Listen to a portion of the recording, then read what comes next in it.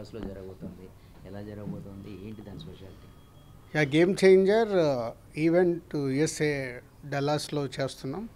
21st evening 6:37కి అక్కడ అమెరికాలో start అవుతుంది. సో 22nd మార్నింగ్ మనకు ఇండియాలో స్ట్రీమింగ్ టైమింగ్ ప్రకారం. సో ఫస్ట్ టైం ఈవెంట్ కాబట్టి మాకు కూడా ఈగర్లీ ఎగ్జైట్మెంట్ ఉంది. సో ఈరోజు ఈవినింగ్ ట్రావెల్ అవుతున్నాం. హీరో, నేను, director and chief guest Sukumar అందరం ట్రావెల్ అవుతున్నాం. సో అక్కడ వెళ్ళి ఈవెంట్ని సక్సెస్ఫుల్గా చేసి మీ అందరికీ అంటే ఒక వావ్ ఈవెంట్ లాగా చూపించాలనే ప్రయత్నంలో ఉన్నాం. సో ఈ సంక్రాంతి దిల్ సంక్రాంతి అని ఇండస్ట్రీ అంతా అంటూ ఉన్నారు. మీకు ఎలా అనిపిస్తుంది?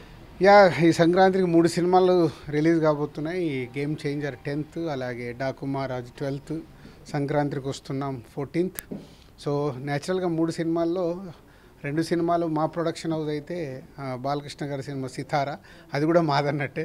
సో 3 సినిమాలు అద్భుతంగా ఆడుతాయి అని నమ్ముతున్నాను. సో ఏ జోనర్కి ఆ జోనర్గా ఉంది. సో గేమ్ చేంజర్ ఒక జోనర్లో ఉంటే, ఒక పొలిటికల్ అండ్ సిస్టమ్ మీద ఉంటే, ఒక ఫ్యామిలీ డ్రామాతో పాటు డాకు మహారాజ్ ఒక మాస్ విజువల్స్ కనిపిస్తున్నాయి, ఒక మాస్ సినిమా అది. అలాగే సంక్రాంతికి వస్తున్న హోల్ ఎంటర్టైనర్. సో 3 ఏ జోనర్కి ఆ జోనర్లో ఉన్నాయి కాబట్టి 3 సినిమాలు సూపర్ హిట్ కావాలి, అవుతాయని ఆశిస్తున్నాను.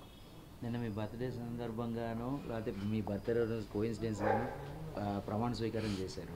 సో దాని గురించి 2 మాటలు. యా, తెలంగాణ ఫిలిం డెవలప్మెంట్ కార్పొరేషన్కి చైర్మన్గా నియమిస్తూ సీఎం రేవంత్ రెడ్డి గారు ఒక 10 days బ్యాక్ అనౌన్స్ చేశారు. సో నన్ను ఎఫ్డీసీ చైర్మన్గా ఉండమని అడగడము, సరే ఇటు ఫిలిం ఇండస్ట్రీకి అటు గవర్నమెంట్కి మధ్యలో ఒక వారధిలాగా ఉంటూ హైదరాబాద్లో ఉన్న ఈ డెవలప్మెంట్స్ ఫిలిం ఇండస్ట్రీకి ఉపయోగపడాలి, అలాగే హైదరాబాద్ ఇటు తెలంగాణకు ఉపయోగపడాలి, అలాగే ఫ్యూచర్ విజన్ అంటే ఇవాళ తెలుగు ఫిలిం ఇండస్ట్రీ గ్లోబల్ అయింది.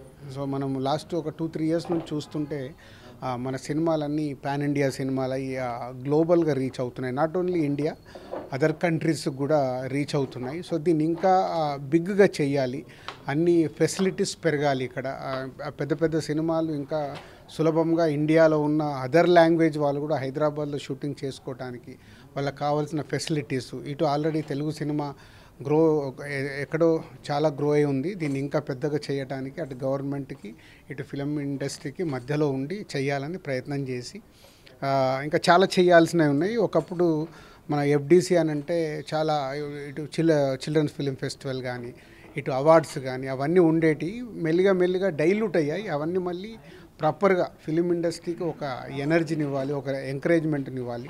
అలాగే గవర్నమెంట్ నుంచి రావాల్సినది ఏదున్నా ఫిలిం ఇండస్ట్రీకి అన్ని పనులు చకచక అయ్యేలాగా నేను ఉండి చేయించాలనే ప్రయత్నం మొదలుపెట్టాను.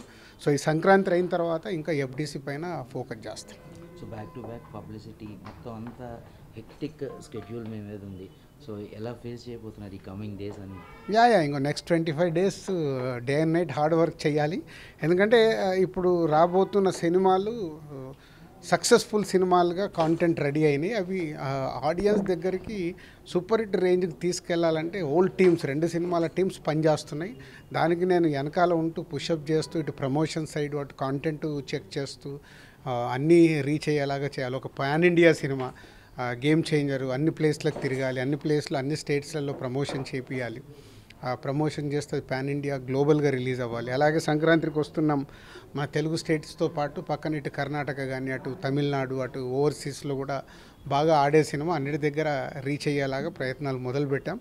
సంక్రాంతికి కుమ్మేస్తాం. Wishing you big Sankranti success. Thank you very much. Already CM Revanth Reddy garu అది చెప్పారు నాకు. అంటే రాచకొండ దగ్గర ఏదైతే గవర్నమెంట్ అప్పుడు ఫిలిం ఇండస్ట్రీ కోసము ఒక ప్లేస్ అలాట్ చేసిందో దానిపైన ఫోకస్ చేయాలి, ఫోకస్ చేసి ఇంటర్నేషనల్ లెవెల్లో అక్కడ క్రియేట్ చేయాలనేది సీఎం గారి విజన్. సో ఎఫ్డీసీ చైర్మన్గా నేను చెప్పాను కదా ఇందాక, ఇటు ఫిలిం ఇండస్ట్రీకి ఎలా ఉపయోగపడుతుంది ఈ గవర్నమెంట్ నుంచి చేసుకోవాల పనులన్నీ ఫిలిం ఇండస్ట్రీకి ఉపయోగపడేలాగా చేయాలి. అలాగే తెలుగు సినిమాని ఇంకా పెద్దదిగా చేయాలి. దానికి నేను చైర్మన్గా ఉన్నప్పుడు కావాల్సినవన్నీ చేయాలి. గద్దర్ అవార్డ్స్ కూడా ఎప్పటి నుంచి స్టార్ట్ అవుతున్నాయి? యా, నెక్స్ట్ ఇయర్ నుంచి ఆ అవార్డ్స్ కూడా ఇవ్వబోతున్నారు, Telangana state film Gaddar awards. So అవిటి మీద కూడా కమిటీ ఆల్రెడీ ఉంది. ఆ కమిటీతో పాటు డిస్కస్ చేసి ఫైనల్ చేయాల్సిన థింగ్స్ ఉన్నాయి. ఇంతవరకు ఎఫ్డీసీకి చాలా చాలా పెద్ద పెద్ద అంటే ఎంఎస్ రెడ్డి గారి దగ్గర నుంచి చాలా మంది ప్రముఖులందరూ అంటే ఏపీ ఉమ్మడి ఏపీ దగ్గర నుంచి చేయించారు.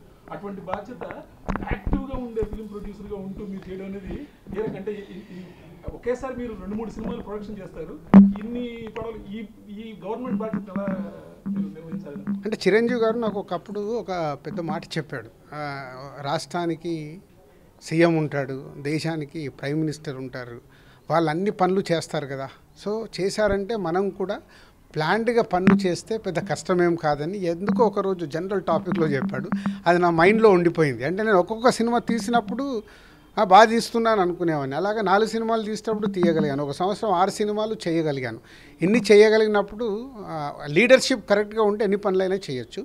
దానికి కూడా లీడర్షిప్నే లాగా టీముని తయారు చేసి చేస్తాం. స్టూడియో పెట్టే ఆలోచన కూడా మీరు ఏమైనా ప్రత్యేకంగా ఉంది అంటే మీరు ఆల్రెడీ ఎగ్జిబిటర్ అంటే ఇప్పుడు ఈ 2 ఇయర్స్లో నేను స్టూడియో గురించి చైర్మన్గా ఉండి ఆలోచించాను. అది మా కంపెనీ నుంచి CEO వస్తున్నాడు, సో వాళ్ళు చూస్తారు.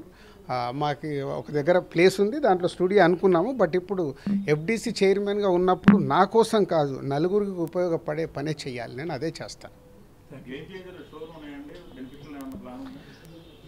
యా, అన్ని పెద్ద సినిమాలాగే దానికి ఉంటుంది.